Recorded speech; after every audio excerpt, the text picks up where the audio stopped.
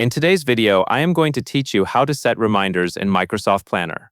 Before we begin, it is important to know that Microsoft Planner does not include a dedicated reminder button where you can pick a custom reminder time, like 2 hours before something is due. Instead, Planner reminders are handled through due dates, task assignments, and the notifications that Microsoft sends through email and connected apps like Teams and Outlook. So the key is to set your tasks up correctly, so the built-in notifications can do the reminding for you. Start by opening Microsoft Planner and going to the plan you want to work in. This is your project board where all of your tasks are organized in buckets.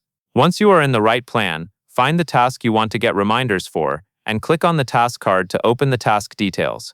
Inside the task details, focus first on assignment. Click Assign, and then choose yourself as the assignee. This is important because Planner notifications are tied to who is assigned to the task. If you are not assigned, you may not receive the same alerts about the task as it gets close to the deadline. Next, set a due date for the task. In the task details, select due date and choose the date you want. This due date is what triggers Planner to notify you as the task approaches the deadline, and again if it becomes overdue.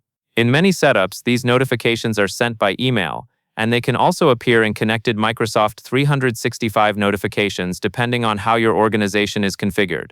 After you have assigned the task to yourself and added the due date, take a moment to confirm that the task details reflect what you need. A quick review now helps prevent missed alerts later.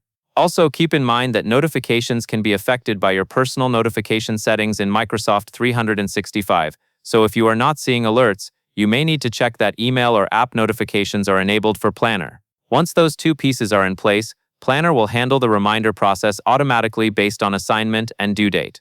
That covers everything you need to know.